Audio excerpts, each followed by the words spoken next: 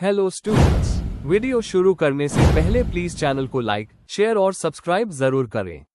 एक important information, अगर आपको इस वीडियो के नोट्स चाहिए तो डिस्क्रिप्शन बॉक्स में दिया गया डाउनलोड लिंक चेक करें। Thank you. चलिए शुरू करते हैं। इस वीडियो में हम पढ़ेंगे BPCE 14 साइकोपैथोलॉजी के प्रीवियस ईयर क्वेश्चन और most important questions with answers. ये क्वेश्चंस आपके एग्जाम के लिए बहुत इम्पॉर्टेंट है। अगर आपने ये अच्छे से कर लिए तो एग्जाम निकलना पक्का है। Let's begin. Question 1, discuss the psychological factors contributing to the aetiology of psychopathology. Question explanation. इस क्वेश्चन में हमें समझाना है कि साइकोलॉजिकल फैक्टर्स जैसे stress, cognitive style, personality, childhood experiences और लर्निंग कैसे मेंटल इलनेस, साइकोपैथोलॉजी के विकास में रोल प्ले करते हैं। हमें साइकोपैथोलॉजी डिफाइन करके इन सभी पॉइंट्स को डिटेल में एक्सप्लेन करना है। आंसर। इंट्रोडक्शन। साइकोपैथोलॉजी का मतलब है मेंटल डिसऑर्डर्स का साइंटिफिक स्टडी जिसमें उनके सिम्टम्स, कॉजेज और ट्रीटमेंट कवर होते हैं। मेंटल इलनेस के कॉजेज बायोलॉजिकल, सोशल और साइकोलॉजिकल फैक्टर्स होते हैं।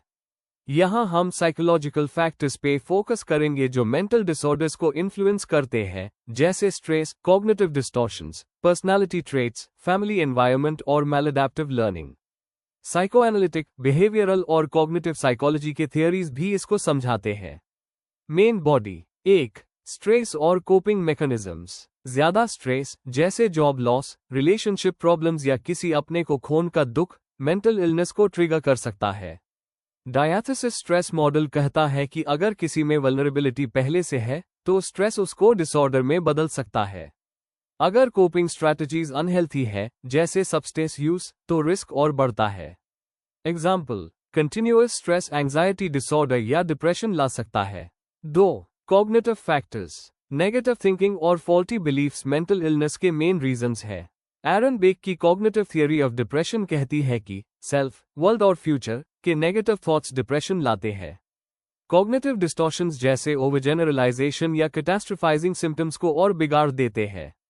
एग्जाम्पल, अगर कोई सोचता रहे मैं वर्थलेस हूं तो उससे लो सेल्फ एस्टीम और डिप्रेशन हो सकता है। 3. पर्सनालिटी ट्रेट्स और वल्नरेबिलिटी। कुछ पर्सनालिटी ट्रेट्स डिसऑर्डर्स के लिए ज्यादा प्रोन करते हैं। हाई न्यूरोटिसिज्म, एंजाइटी और मूड डिसऑर्डर्स, लो कॉन्शियसनेस, एडिक्टिव बिहेवियर। फ्रॉइड ने कहा था कि अगर इड, ईगो और सुपर ईगो में कॉन्फ्लिक्ट रिजॉल्व ना हो तो न्यूरोसिस डेवलप हो जाता है। एग्जाम्पल, परफेक्शनिस्ट लोग अक्सर OCD से सफर करते हैं। 4. अर्ली चाइल्डहुड एक्सपीरियंसेस और family dynamics. Childhood trauma, neglect और inconsistent parenting major risk factors है। बोल्बी की अटैचमेंट थियरी कहती है कि इनसिक्योर अटैचमेंट लेटर लाइफ में इमोशनल प्रॉब्लम्स क्रिएट करती है। डिसफंक्शनल फैमिली एनवायरनमेंट जैसे अब्यूसिव या कंट्रोलिंग पेरेंट्स से पर्सनालिटी डिसऑर्डर्स डेवलप हो सकते हैं। एग्जाम्पल, डोमेस्टिक वायलेंस देखने वाला बच्चा PTSD डेवलप कर सकता है। 5. लर्निंग और कंडीशनिंग प्रोसेसेस। बिहेवियरल साइकोलॉजी कहते हैं कि लर्निंग प्रोसेसेस से भी मेंटल इलनेस होता है। क्लासिकल कंडीशनिंग, न्यूट्रल चीज को ट्रॉमा से एसोसिएट करके फोबिया डेवलप हो जाता है। Operant conditioning, avoidance behaviour short term relief देता है लेकिन लॉन्ग टर्म में फोबिया को मेंटेन करता है। ऑब्जर्वेशनल लर्निंग, बच्चे पेरेंट्स या पीयर्स के मैलअडैप्टिव बिहेवियर्स को कॉपी करते हैं।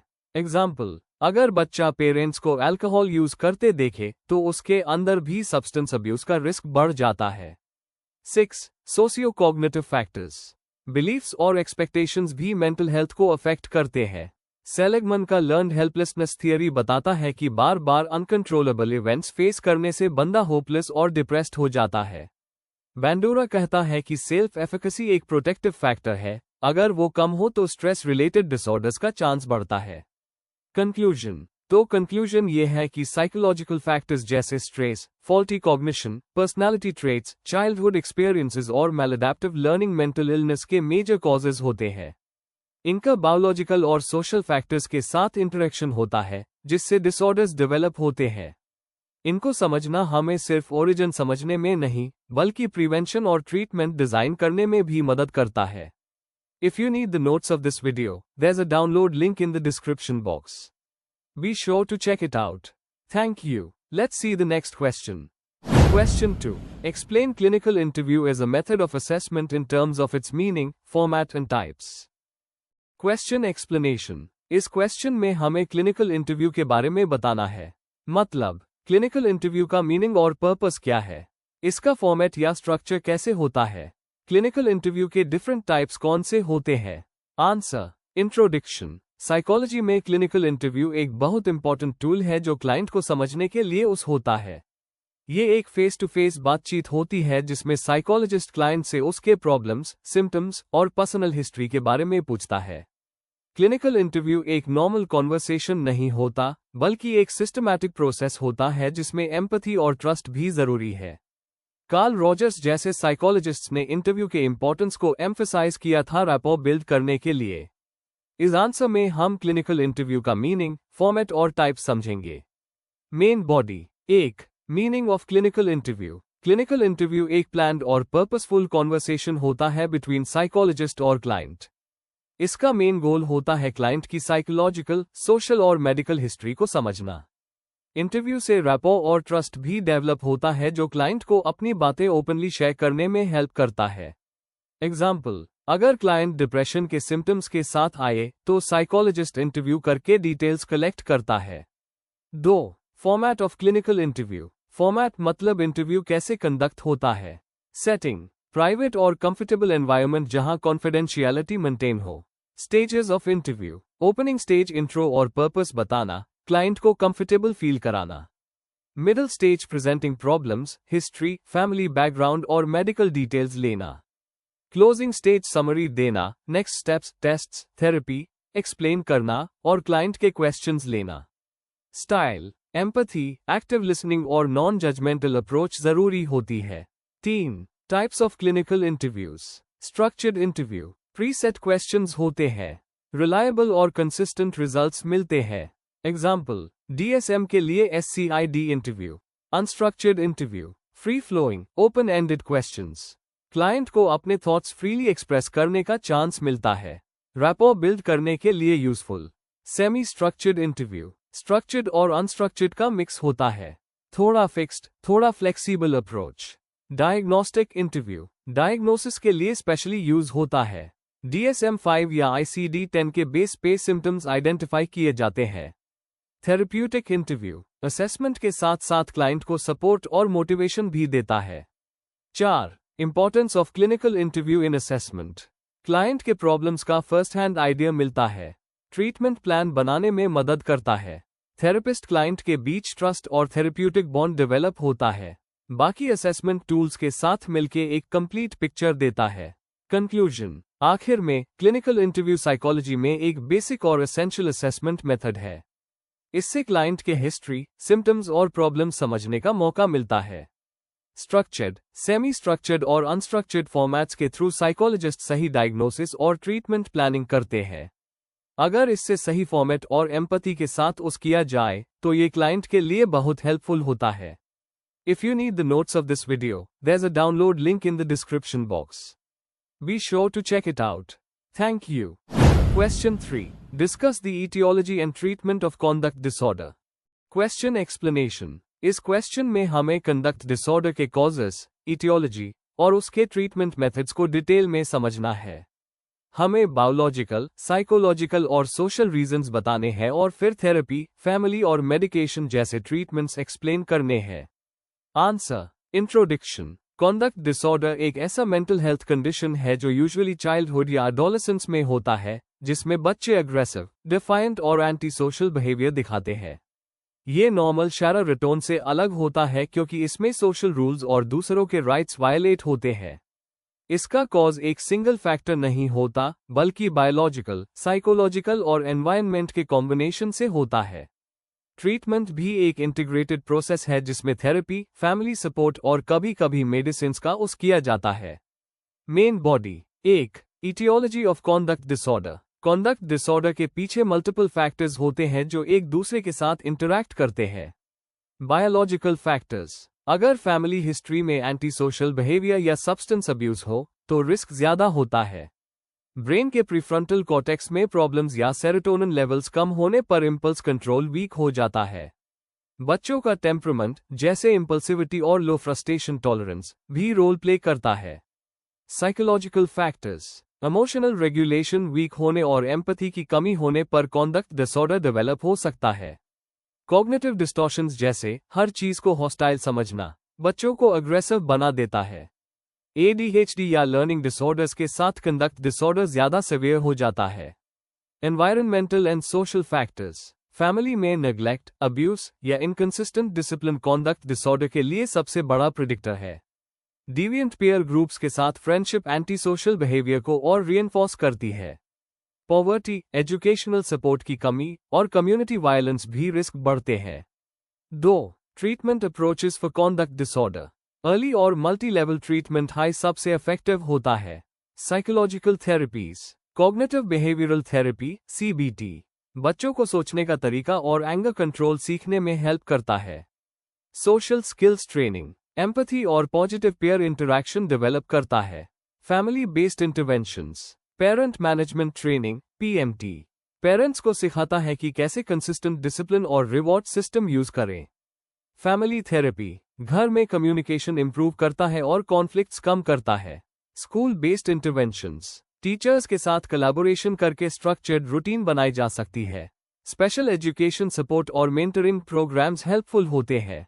मेडिकेशन, सिवियर केसेस में कॉन्डक्ट डिसऑर्डर के लिए स्पेसिफिक मेडिसिन नहीं है, लेकिन ADHD, मूड इश्यूज या अग्रेशन के लिए स्टिम्युलेंट्स, एंटीडिप्रेसेंट्स या एंटीसाइकोटिक्स यूज किए जा सकते हैं। 3. Case example and practical insight. मान लीजिए एक 14 साल का लड़का बर्बाद बुलिंग और शॉपलिफ्टिंग कर रहा था। असेसमेंट के बाद उसको कॉन्डक्ट डिसऑर्डर डायग्नोज हुआ। ट्रीटमेंट प्लान में CBT, फैमिली थेरेपी और स्कूल सपोर्ट इंक्लूड किया गया। धीरे धीरे उसका अग्रेशन कम हुआ और स्टडीज में फोकस इंप्रूव हुआ। यह एग्जाम्पल दिखाता है कि टाइमली और होलिस्टिक ट्रीटमेंट से पॉजिटिव रिजल्ट्स मिलते हैं। 4. Challenges and implications. रिलैप्स, अगर कंटिन्यूअस सपोर्ट ना हो तो बच्चे वापस एंटी सोशल बिहेवियर में चले जाते हैं। स्टिग्मा, कॉन्डक्ट डिसऑर्डर वाले बच्चों को स्टिग्मा फेस करना पड़ता है जिससे पेरेंट्स हेल्प लेने में हेजिटेट करते हैं। लॉन्ग टर्म रिस्क, अगर अनट्रीटेड रहा तो एडल्टहुड में ये एंटी सोशल पर्सनालिटी डिसऑर्डर में कन्वर्ट हो सकता है। कंक्लूजन, तो कंक्लूड करते हैं कि कंडक्ट डिसऑर्डर एक कॉम्प्लेक्स कंडीशन है जो बायोलॉजिकल, साइकोलॉजिकल और एनवायरनमेंटल फैक्टर्स के इंटरेक्शन से होता है। इसका ट्रीटमेंट एक कंबाइंड अप्रोच से ही पॉसिबल है जिसमें थेरेपी, फैमिली और स्कूल इन्वॉल्वमेंट और कभी कभी मेडिसिन्स आती है। अर्ली इंटरवेंशन बहुत जरूरी है ताकि बच्चे हेल्दी कोपिंग स्किल्स सीख सकें और एंटी सोशल बिहेवियर कम हो। If you need the notes of this video, there's a download link in the description box. Be sure to check it out. Thank you. Question 4. Describe somatoform disorders and explain their types. Question explanation. इस question में हमें पहले सोमेटिफॉर्म disorders का मतलब बताना है, यानी ऐसे साइकोलॉजिकल डिसऑर्डर्स जिसमें पेशेंट को फिजिकल सिम्टम्स होते हैं लेकिन मेडिकल रीजन क्लियर नहीं होता। फिर हमें इनके अलग अलग टाइप्स को डिटेल में एक्सप्लेन करना है एग्जाम्पल्स के साथ। आंसर। इंट्रोडक्शन। सोमेटिफॉर्म डिसऑर्डर्स ऐसे साइकोलॉजिकल कंडीशंस होते हैं जिसमें पेशेंट को फिजिकल प्रॉब्लम्स फील होती है पर उनका मेडिकल कॉज मिलता नहीं है। ये डिसऑर्डर्स दिखाते हैं कि माइंड और बॉडी कितने क्लोजली लिंक्ड है। पेशेंट जेन्युइनली बिलीव करता है कि वो बीमार है और उसकी डेली लाइफ पर इसका नेगेटिव इफेक्ट पड़ता है। फ्रॉइड ने इसे हिस्टीरिया के कॉन्सेप्ट से समझाया था, जहां साइकोलॉजिकल कॉन्फ्लिक्ट्स बॉडी के सिम्टम्स के थ्रू निकलते हैं। आज के टाइम में साइकोलॉजिस्ट्स इसे साइकोलॉजिकल डिस्ट्रेस का बॉडीली एक्सप्रेशन मानते हैं। Main body. 1. मीनिंग और general features of somatoform disorders. Physical symptoms बार आते हैं पर कोई क्लियर मेडिकल डायग्नोसिस नहीं मिलता। सिम्टम्स इंटेंशनल या फेक नहीं होते, ये मलिंगरिंग से अलग है। ये डिसऑर्डर्स डेली फंक्शनिंग, वर्क और रिलेशनशिप्स को अफेक्ट करते हैं। पेशेंट की सफरिंग रियल होती है, चाहे टेस्ट रिपोर्ट्स नॉर्मल आए। अक्सर एंजाइटी, डिप्रेशन और स्ट्रेसफुल सिचुएशंस के साथ लिंक होती है। एग्जाम्पल, किसी को बार बार चेस्ट पेन हो और वो हार्ट अटैक समझे पर टेस्ट्स बिल्कुल नॉर्मल निकले। 2. Types of somatoform disorders. Somatization disorder, multiple और लॉन्ग टर्म फिजिकल कंप्लेंट्स अलग अलग बॉडी सिस्टम्स में। सिम्टम्स यूजुअली 30 साल से पहले स्टार्ट होते हैं, जैसे पेन, डाइजेशन इश्यूज, सेक्सुअल और न्यूरोलॉजिकल प्रॉब्लम्स। एग्जाम्पल, एक पेशेंट बार बार डॉक्टर बदलता है, कभी हेडेक, कभी स्टमक पेन, कभी सेक्सुअल प्रॉब्लम के साथ। हाइपोकॉन्ड्राइसिस, कांस्टेंट बिलीफ कि पेशेंट को कोई सीरियस इलनेस है, चाहे डॉक्टर्स बार बार रीअश्योरेंस दें। नॉर्मल सेंसेशंस को डेंजरस डिजीज का साइन समझना। एग्जाम्पल, नॉर्मल खांसी को लूंग कैंसर समझना। Conversion disorder, functional neurological symptom disorder. Emotional stress को बॉडी न्यूरोलॉजिकल सिम्टम के फॉर्म में एक्सप्रेस करती है। सिम्टम्स, पैरालिसिस, ब्लाइंडनेस, सीजर्स, बोलने की प्रॉब्लम बिना मेडिकल रीजन के। एग्जाम्पल, एक ट्रॉमेटिक इवेंट के बाद कोई अचानक वॉक करना भूल जाए। पेन डिसऑर्डर, मेन सिम्टम होता है क्रॉनिक पेन, जिसका फिजिकल कॉज क्लियर नहीं होता। साइकोलॉजिकल स्ट्रेस पेन को बढ़ता है। एग्जाम्पल, बैक पेन जो मंथ्स तक कंटिन्यू करे, इवन इंजरी के हील होने के बाद भी।